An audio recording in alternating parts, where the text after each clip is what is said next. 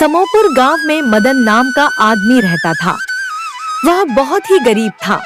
उसके परिवार में उसकी बेटी और उसकी पत्नी बीनू थी। तीनों एक साथ एक झोपड़ी में रहते थे।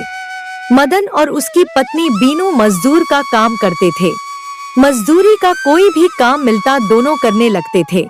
मजदूरी करके मदन और बीनू अपनी जीविका चला रहे थे। दोनों अपनी बेटी रीना का बहुत अच्छे से पालन पोषण कर रहे थे। माँ और बाबा, आज तो खाना खाकर मजा आ गया। माँ और बाबा, कल मेरे सभी दोस्त कह रहे थे कि 30 तारीख को दिवाली आने वाली है। क्या सच में दिवाली आने वाली है? हाँ मेरी प्यारी सी गुड़िया, दिवाली आने वाली है। अच्छा बाबा, तब तो मैं खूब सारे पटाखे जलाऊंगी और नए कपड़े पहनूंगी। ना बाबा, मेरे लिए पटाखे और नए कपड़े खरीद कर लाना। मैं अपने दोस्तों के साथ दिवाली मनाऊंगी।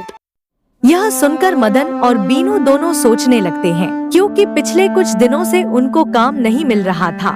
जैसे तैसे अपना घर चला रहे थे। मेरी प्यारी सी गुड़िया, मैं और तुम्हारे बाबा दोनों तुम्हारे लिए ढेर सारे पटाखे और नए कपड़े लाएंगे। इतना सुनकर रीना बहुत खुश हो गई और वह घर से बाहर अपने दोस्तों के साथ खेलने चली गई। बीनू, तुमने रिया से झूठ क्यों बोला? तुम जानती हो पिछले कई दिनों से काम नहीं मिल रहा है। हम पटाखे और नए कपड़े कैसे खरीदेंगे? हाँ मैं जानती हूँ, लेकिन मैं क्या करूँ? रीना को उदास नहीं देख सकती। भगवान हमारी मदद जरूर करेंगे। मैं काम के तलाश में बाहर जा रहा हूँ, तुम घर पर रीना का ख्याल रखना। इतना कहकर मदन घर से जाने लगा।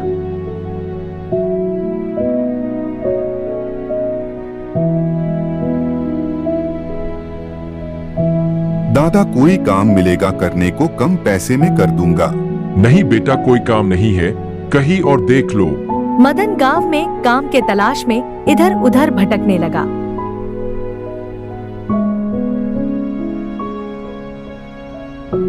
मगर उसे कोई काम ना मिला। हे भगवान, आज भी कोई काम नहीं मिला। शाम हो गया, अब घर जाना पड़ेगा। शाम को वह उदास होकर घर चला आता है। घर पर बीनू और रीना मदन का इंतजार कर रही थी। बीनू मदन को खाली हाथ देखकर कहती है, क्या हुआ, आज कोई काम मिला? आज मैं पूरा दिन काम के तलाश में इधर उधर भटकता रहा। सुबह से शाम हो गया, लेकिन कोई भी काम नहीं मिला। माँ, मुझे भूख लगी है, मुझे खाना दो। बेटा, आज घर में खाने को कुछ भी नहीं है। आज की रात हमें भूखा सोना पड़ेगा। सुनो जी, कुछ भी करके दिवाली से पहले घर का खर्चा निकालना होगा और मुनिया के लिए पटाखे और कपड़ों के लिए इंतजाम करना होगा। आखिर मेरी मुनिया दिवाली कैसे मनाएगी? हाँ, तुम ठीक कह रही हो। फिर तीनों भूखे पेट सो जाते हैं।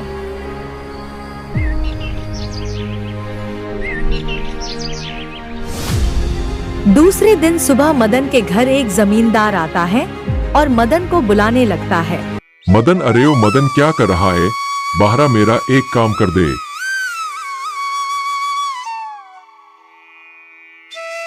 हाँ साहब, बताइए क्या काम है? मेरा खेत गोड़ दे, 100 रुपया दूंगा। हाँ साहब, गोड़ दूंगा, चलिए। मदन जमींदार का खेत गोड़ने लगता है।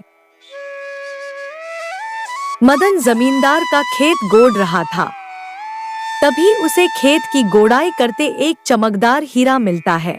मदन उस हीरा को हाथ में उठा लेता है और जमींदार के पास ले जाता है। साहब, गोड़ाई करते समय खेत में चमकदार हीरा निकला है, ये आप रख लीजिए। तभी जमींदार अपने असली रूप में आ जाते हैं। हम तुम्हारे ईमानदारी से प्रसन्न हुए। हम तुम्हारा परीक्षा लेने आए थे। यह हीरा अपने पास रखो, इससे तुम्हारी गरीबी दूर हो जाएगी। इतना कहकर भगवान गायब हो जाते हैं। मदन उस हीरा को बेचकर बहुत अमीर हो जाता है। दिवाली के दिन रीना और उसका परिवार बहुत धूमधाम से दिवाली मनाते हैं। रीना अपने दोस्तों के साथ खूब पटाखा जलाती है।